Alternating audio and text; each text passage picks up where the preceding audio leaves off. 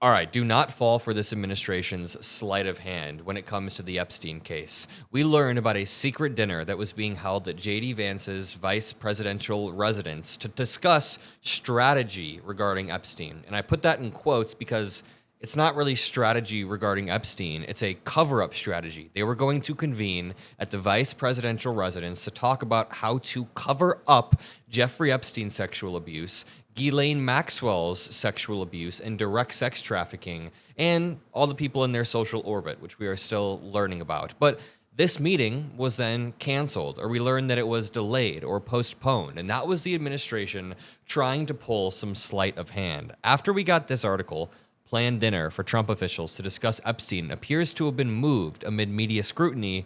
I kept my eye out because I knew that the dinner wasn't fully canceled or moved. They were still going to have this meeting, and we now have more information about what happened in the meeting. We'll get there, but I do want to show you that protesters were outside the vice president's house in anticipation of the dinner meeting. Media reports then said the meeting was postponed, but if you click on these, we see Camp Pedo cover-up. Sounds about right. What about this one? It says, America wants the truth. Yep, simple and poignant. We see kids, ask your parents why they voted for a rapist. Very true. You know, even if you remove the Epstein stuff from Trump's history, which you shouldn't remove that, but even if you conceded that, you still have him walking into beauty pageants that he bought, boasting about grabbing women because they let you do it, 20 plus sexual assault allegations. Then, on top of that, you can point to all of the Epstein connections and parties and the orbit that he surrounded himself with. It becomes increasingly clear what type of man Donald Trump is. Somebody who abused the power, any shred of power he had, to just walk into a dressing room because in his mind, I'm too powerful for anyone to actually say anything to me. And he's never actually gotten checked on that yet. But that's what we do on this channel. We're going to continue to push back hard as hell. So make sure you drop a like. Make sure you're subscribed. If you want to visit us in Omaha at the event we're doing, click the link in the description. Won'tBackDownTour.com. Again, Won'tBackDownTour.com for the Omaha, Nebraska event. So let's start here. I want to show you this clip of Hunter Biden being asked on Channel 5 with Andrew Callahan, do you think Epstein committed suicide? His answer is quite shocking. Then we'll move through the story. Do you think it was like a suicide? Epstein? No. Nobody does. I mean, really, except for all of a sudden, Kash Patel and Dan Bongino. Nobody thinks it was. Yeah. Is that you have that renowned doctor, a coroner, that did the, what's it called? Postmortem autopsy. Yeah, the postmortem autopsy. I don't know if that's what it's called. He talks about all the different, the different fractures in his neck and how it was impossible that he could have done that. You can't by simply leaning forward. By strangling yourself. What? You can't commit suicide. Exactly. And he can't strangle yourself to death, even if you hate life. Yes, exactly. That literally is an impossibility in a fiction.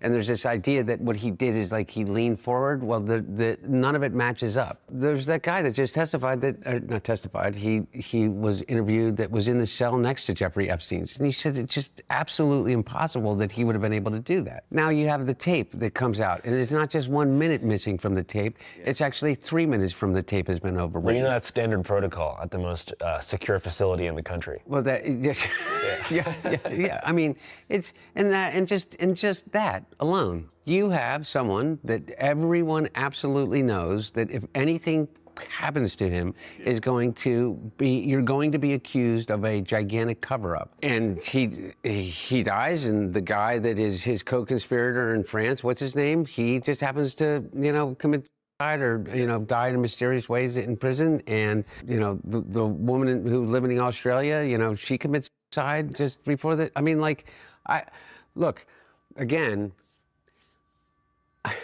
I'm feeding into the conspiracy, but clearly. Nah, Hunter Biden was making some good points there. The best counterpoint that I've seen is that Jeffrey Epstein was living sort of the high life, like he was rich, connected, flying around on private jets. And when he realized he was facing the rest of his life in prison and was likely going to get beat up like pedophiles do and should be in prison, maybe he tried to kill himself. That's the only counter argument that I've heard in response. But I'll let you decide on your own what you think. This brings us on to what happened at this behind closed door meeting, because it says breaking on MSNBC. A group met to discuss Jeffrey Epstein and other topics at the White House last night. AG Pam Bondi and FBI Director Kash Patel were both there. Another topic discussed: 2 fired FBI agents with ties to the Mar-a-Lago search. We'll get to that second topic in a second, but regarding the cover-up of Epstein, that's exactly what it is. You don't have a strategy meeting regarding Epstein behind closed doors with the people who have been covering it up. Pam Bondi made the fatal error. I mean, she made the error for the Trump administration back in February of saying, I have the files on my desk. That error was not an error for us. It let us in, and now we know that they are covering something up. They are clearly covering few things up, and that's why Trump is so scrambled. But I feel like it's really indicative of this admin's whole lack of transparency about the Epstein files. Maybe have a press conference. Have they held a single press conference, or has it just been Trump avoiding questions until he finally bites on one and then ruins his entire day because he can't help but dig himself a deeper hole? Over and over, Trump digs himself a deeper hole, but for real, why don't they hold any sort of press conference? Why don't they give any sort of information? Have Pam Bondi and Kash Patel come out and done a joint presser? Has Pam Bondi given any sort of interview about this? They've done this all behind closed doors because they're strategizing about how to move forward. And this brings me on to Ghislaine Maxwell. I am sure a huge topic that was discussed at this dinner was what to do, the next steps regarding Ghislaine Maxwell, who was recently transferred to a minimal security prison from a maximal security prison after meeting with Deputy FBI Director Todd Blanche, who also happens to be Trump's personal lawyer, or was his personal lawyer throughout the campaign trail and before that, rather. So Todd Blanche, who is Trump's own lawyer, huge conflict of interest, becomes the Deputy Attorney General, interviews Ghislaine Maxwell, again, behind closed doors. That's a common theme I'm going to use throughout this video, behind closed doors, over and over. And after Ghislaine Maxwell is interviewed behind closed doors, she's transferred facilities, and she says a lot of things that don't incriminate Trump. Now, over the next few days, there will likely be tapes that release. The tapes are going to be from the Ghislaine Maxwell interview, but you have to remember these tapes have been filtered through the lens of multiple actors. First of all, Ghislaine Maxwell's lawyers.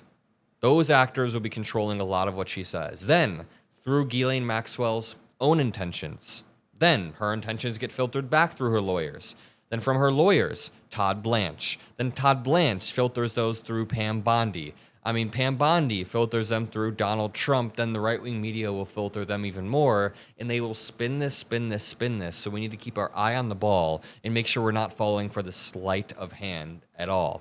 We also know that Tulsi Gabbard was basically shouted at, was like really made a lot of CIA directors super pissed when she declassified documents over CIA objections. And this was all to distract from Epstein as well. Now, we've covered a lot of the Epstein stuff, and we still will throughout this video, but I think it's okay to take a little side tangent and talk about this. Tulsi Gabbard tried to declassify documents to make Obama seem like a bad actor, but in doing so, she put U.S. intelligence at risk. She put our own intelligence community at risk.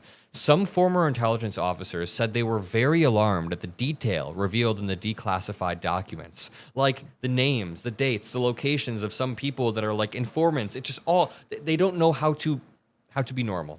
National Intelligence Director Tulsi Gabbard decided to declassify a document on Russia's interference in the 2016 election last month. And a lot of CIA officials argued that more details should have remained secret. The Washington Post first reported the disagreement. Some former intelligence officials said they were alarmed at the detail revealed in the declassified documents. This admin can't do anything right. Even when they're trying to cover up pedophilia, they're exposing our own intelligence community. Just think about that. And this brings me on to the last part of this MSNBC report. So the first part says, a group met to discuss Jeffrey Epstein and other topics at the White House. AG Pam Bondi and FBI Director Kash Patel were both there. But then it says, another topic discussed.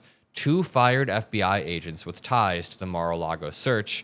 The scary part about this is we have seen a rapid and relentless politicization of our Justice Department after 4 years of slowness. And Merrick Garland, love him or hate him, I think there are a lot of respectable things about him, but he wanted to depoliticize the DOJ after Trump's first term. And in doing so, he kind of politicized it in the the other direction, meaning He tried not to prosecute Trump because he thought it would be political, but in doing that, you're kind of making a political calculation to spare somebody because you're scared of being political. Does that make sense? Sounded convoluted, but this brings me on to the DOJ currently being weaponized. I made a video earlier today about how a January 6th rioter who was calling to kill police on camera is now an official DOJ ranking member, a DOJ official who was making actual policy decisions. This reads, the Trump admin forced out a number of FBI officials Friday, removing agents who worked on the criminal cases into President Trump, as well as the heads of various field offices. A source familiar said agents who'd worked on the Mar-a-Lago and J6 investigations were escorted out at the Washington field office. The same source said officials in charge of the Washington, D.C., Miami, Seattle, and New Orleans and Las Vegas field office were removed. The full scope of the removals remains unclear, but it's pretty clear. Mark Warner said, it is deeply alarming that the Trump admin appears to be purging dozens of the most experienced agents who are our nation's first line of defense. And they're doing this all for political reasons. We need to hold the line. We need to continue to push back as Trump purges some of our most experienced officials. And I'll leave it at that. Don't let this admin cover up the Epstein files, cover up their corruption, cover up their abuse of our institutions while doing sleight of hand and doing these crazy Sydney Sweeney stunts or whatever the hell they're doing. This admin is covering every single thing up. And as Senator John Ossoff of Georgia said, yes, the system is rigged, but what the Trump admin is doing is rigging it in their own favor even more, not in favor of the American people. They are not fixing a rigged system. They are only rigging it in their own favor. I'll see you all in the next video. You can sign up for Omaha at won'tbackdowntour.com. We'll be doing a rally there with Senator Elizabeth Warren and Representative Maxwell Frost. I'll see you all in the next video. Peace out.